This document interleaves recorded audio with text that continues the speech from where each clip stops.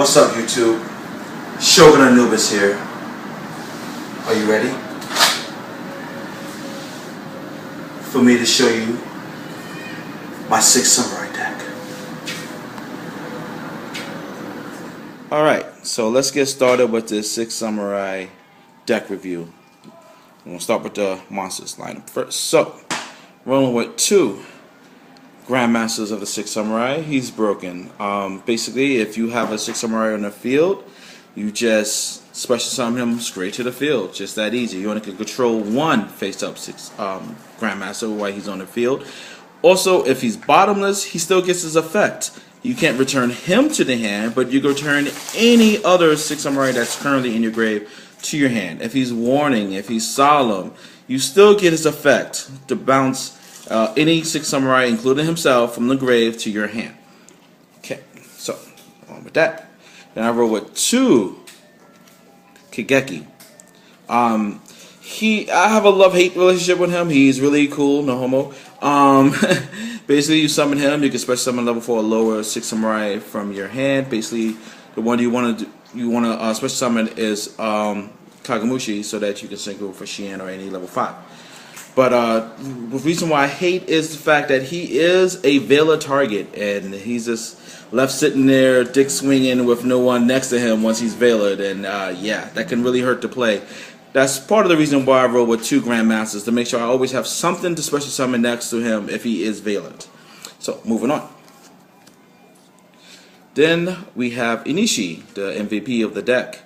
While he's face up next to another face up 6 Samurai, you can remove from play 2 6 Samurais in your graveyard to bounce 1 face-up monster to the owner's hand. And you can use that effect on your opponent's turn or your turn. So yeah, he helps get rid of a lot of synchros and exceeds, or just big psych monsters that might be in the way. He's also a asceticism target with Kigeki. Then I roll with 2 Elder of the 6 Samurai. This is a really good card. It's a asceticism target. You can special summon this, use asceticism, and then special summon Kagamushi and go into any level 5 you need to do. 3, I tried rolling with 3. I see some people do it, but yeah, it just clogs the hand. It shows up at the wrong time, and yeah, 3 is not cool. 2 is good enough. 2 is good enough. So let's move it on. And rolling with 3 Kagamushi. He's the tune of the deck, the main tune of the deck. Yes, he does have an effect. While he's face up on the field, anything that would target a 6 Samurai is automatically redirected to him. So he can help you protect Shien and a lot of other 6 Samurais. So let's keep it moving. Then 3 Kizans. He's like Grandmaster. He special summons to the field if you have a face up 6 Samurai on the field. His attack is 18, but if there's 3 face-up 6 Samurais on the field, including himself, he powers up to 21, and he helps with a lot of OTK plays. You also, the fact that he's level 4, you can go into rank 4 exceed monsters really easy. And 1 Zane. I use him as a asceticism target with Kizan. It's a good combo. And then you can exceed into a rank 4 if you need to, or just attack and get someone big off the field. Anything that he attacks, as long as there's a 6 Samurai next to him with a different name, is destroyed at the end of the damage step, even if he dies during that battle. Yeah, real cool. Now, I roll with 2 Effect Velas. Gotta roll with hand traps in this format. So, yeah, Effect Velas definitely is staple. So that's all for the monsters. Should be 16 monsters, I believe. Let's go on to the traps. So I roll with 2 double-edged swords. This card is really broken now. I mean, it was broken before. We could bring back 2 6 Samurais and synchro summon into something. But now with the Exceeds, you could. The options is just global. You could bring back 2 level 4s if you need to, and go into a rank 4 exceed, or bring back 2 level 3s and go into a rank 3 exceed. It's really cool. Then I roll with not 1, not 2, but 3. Yes, a play set of Phoenix Chain. Phoenix Chain is really important in this format, probably in the next.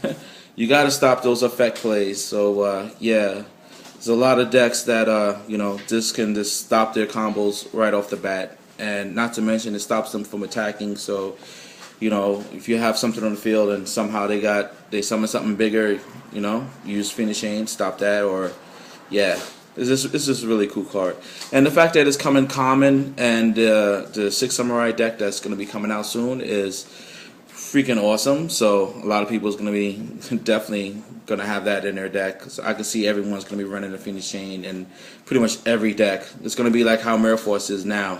I remember Mirror Force was like a $70 card, and only the pro players and people who had the money to get it had it, and people who was just starting out or whatever wasn't able to afford it. And Phoenix Chain kind of was getting to that point, but now it's coming out common, so it's pretty much like Mirror Force. It's going to be like everywhere. Even though Mirror Force is, I find it to be a dead card right now. Too many decks pop it right off the field before you can even use it. I don't even main deck Mirror Force. But moving on, I roll with the Solemn Brigade. You got to. Then 2 Makatama. It's like another Solemn. Protect the 6 Samurais. Alright, that's all for the traps. Roll with 1 Gateway. 3 6 Samurai United. 3 Asceticism, because there's a lot of asceticism targets in this deck, and this card is just incredibly broken. Oddly enough, I know you're gonna slam me for this. I didn't really like this card when it first came out, but yeah, like after reviewing it, and seeing all the combos it have, like now it's just, oh my god, it's so broken. I wish I was onto this card, like last year when it first came out. But yeah, mistakes are made all the time. So Monster Reborn, staple. Book of Moon, staple. I hate saying that, staple, but whatever. So 1 reinforcement army, and then rolling with both, Shin Smoke Signal.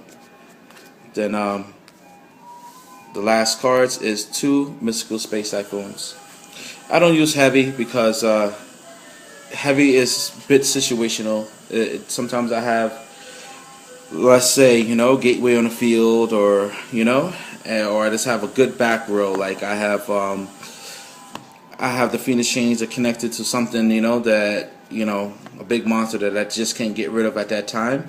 But I don't want to have to kill my back row, to kill their back row, and and I don't have an out after that. You know what I'm saying? So I just use the 2 spaces. Besides with 6 Samurai, you're negating a lot of stuff, so you really don't have to worry about not having heavy.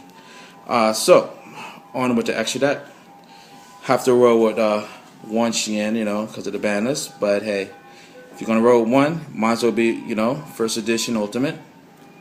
Then I'm rolling with 1 Notorious Beast. This card stops so much decks nowadays. That's why I use 3 Phoenix Change and a lot of stuff back row to protect them, because the attack is pretty low, but hey, the effect is beast. It just stops their plays and limit their options a lot.